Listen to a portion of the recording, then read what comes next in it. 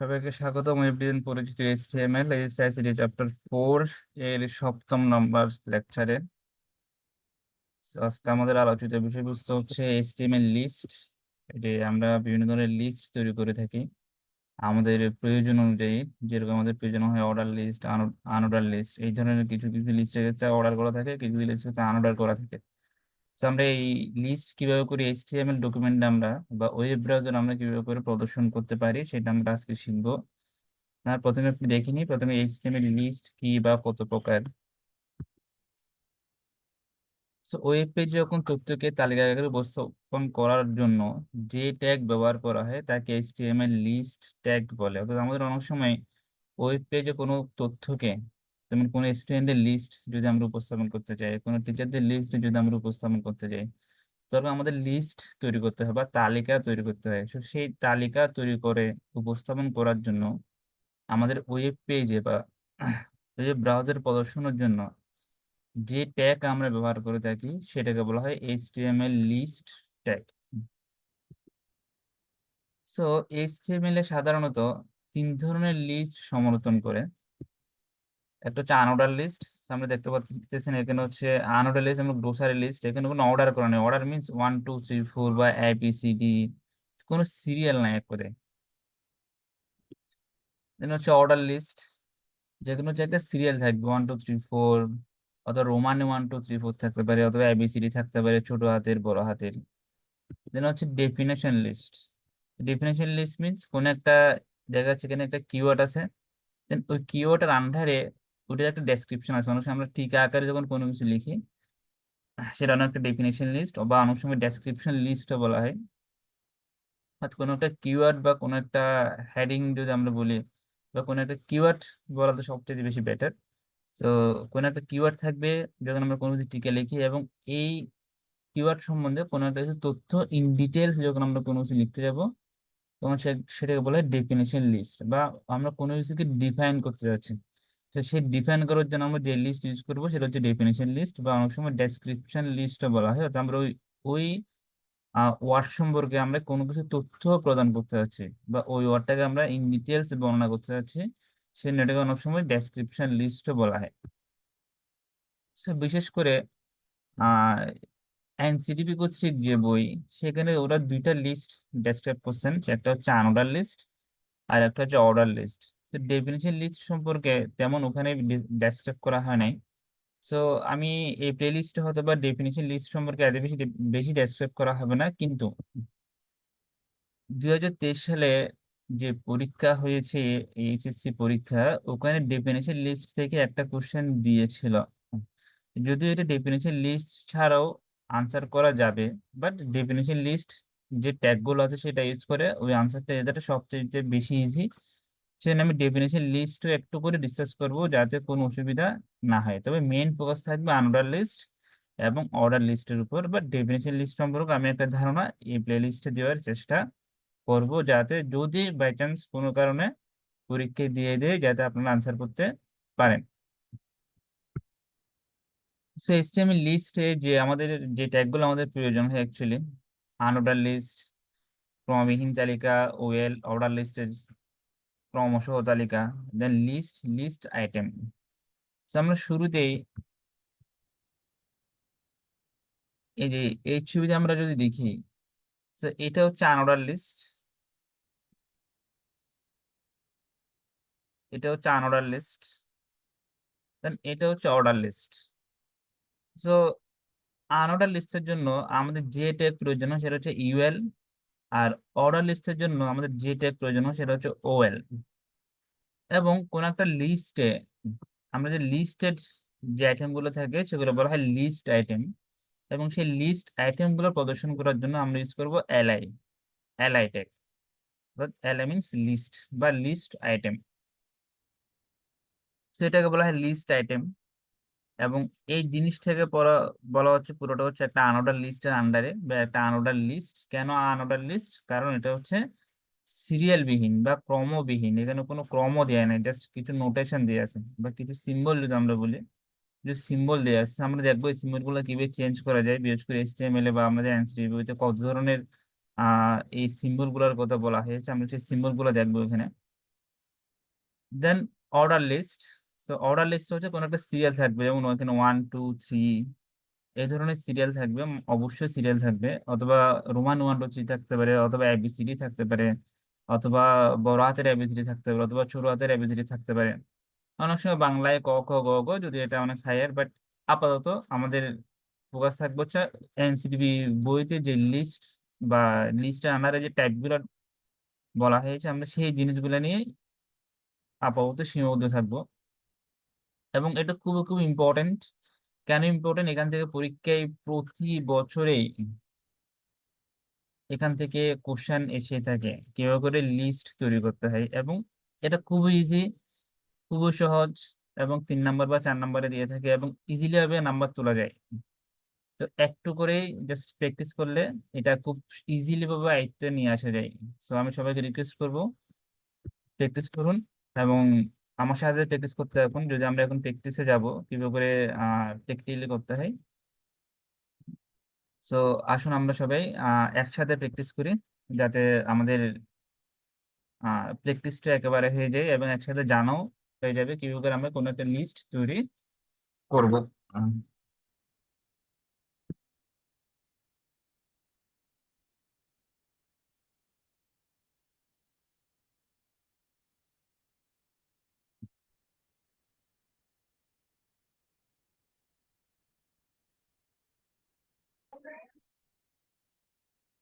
তো আমরা কি হতে যাচ্ছি, আমরা চাচ্ছি এরকম একটা লিস্ট তৈরি করার জন্য, যে বাম পাশে যেটা আমরা দেখতে পাচ্ছি সাম প্রোগ্রামিং ল্যাঙ্গুয়েজ লিস্ট।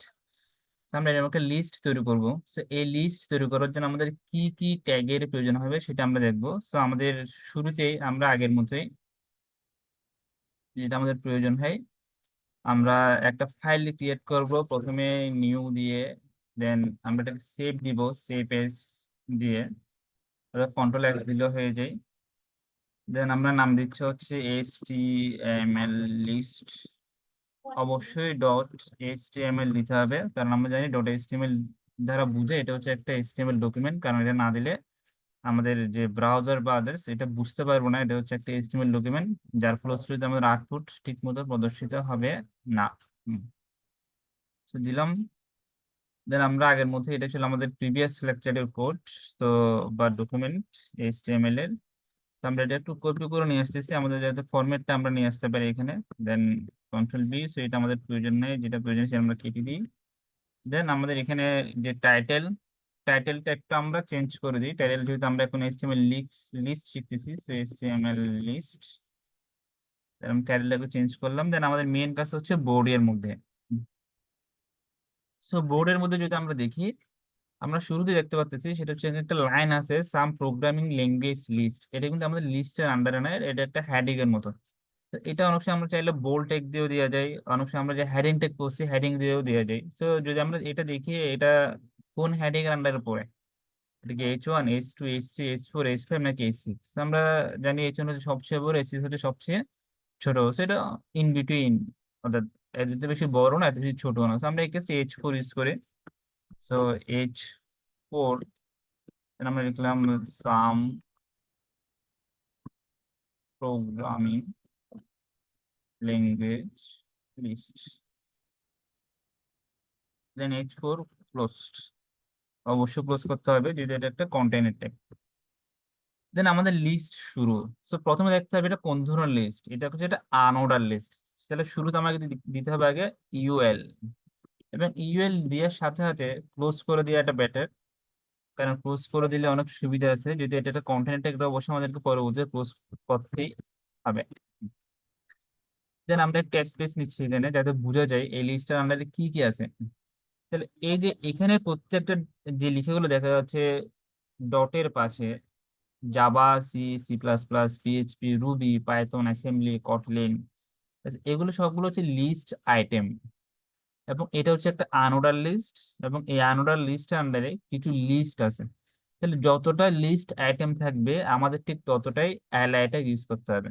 সো অ্যালাই, প্রথমটা হচ্ছে জাভা, সো জাভা, দেন অ্যালাই ট্যাগ পোস্ট, অ্যাগেইন অ্যালাই, এরপর হচ্ছে ওই অ্যালাই ট্যাগের আন্ডারে যে আইটেমটা আছে, সি, সেটা আমরা এখন লিখবো। দেন সি দেওয়ার পর অ্যালাই ট্যাগ ক্লোজড, তো অ্যালাই ক্লোজড, দেন অ্যাগেন এরপর কোনটা আছে আমাদের আইটেম, সেটা হচ্ছে সি প্লাস প্লাস। তো অ্যালাই, দেন হচ্ছে সি প্লাস প্লাস, দেন অ্যালাই টেক, অ্যাগেন ক্লোজড। আমি আমার সুবিধার জন্য একটা কাজ করতেছি, যেহেতু আমার এই জিনিসটা বারবার লিখতে হচ্ছে, so আমি এটা কপি এবং পেস্ট করে নিচ্ছি আমার সুবিধার জন্য। তো আপনারা প্লিজ কাইন্ডলি করবেন না, আপনারা টাইপ করবেন, টাইপ করলে বেটার। দেন আমাদের এইখানে যে মাঝখানে যে আইটেম যেটা চেঞ্জ করতে হচ্ছে সেটা আমাদের চেঞ্জ করে দেবো এখানে। এটা হচ্ছে আমাদের পিএইচপি, এরপর হচ্ছে রুবি,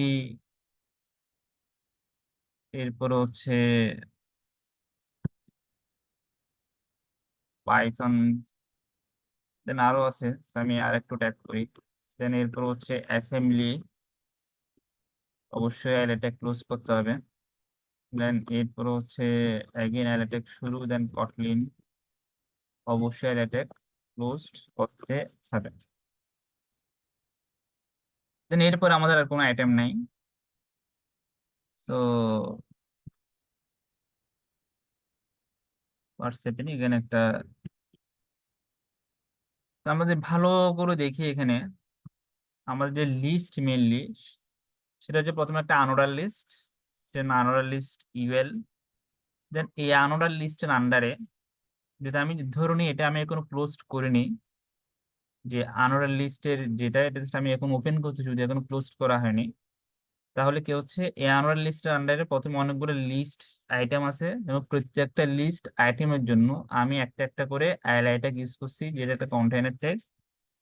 এবং যখনই আমার প্রত্যেকটা লিস্ট আইটেমের জন্য আইলাইট্যাগ ইউজ করা শেষ হয়ে যাবে, তখন আমরা এই যে ইউএল ট্যাগ শুরু করেছিলাম সেটা অবশ্যই ক্লোজ করে দিতে হবে, যেহেতু এটা একটা কন্টেইনার ট্যাগ।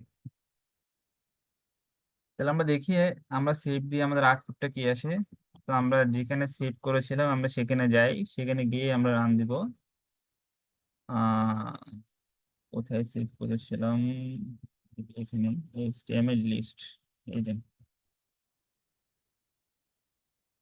দেখা যাচ্ছে আমরা যেরকম চেয়েছিলাম সেরকম চলে আসছে, কিন্তু হ্যাঁ যেরকম চেয়েছিলাম সেরকমই আসছে, যে HTML লিস্ট এবং অ্যাজ ইট ইজ আমরা যেরকম চেয়েছিলাম সেরকম।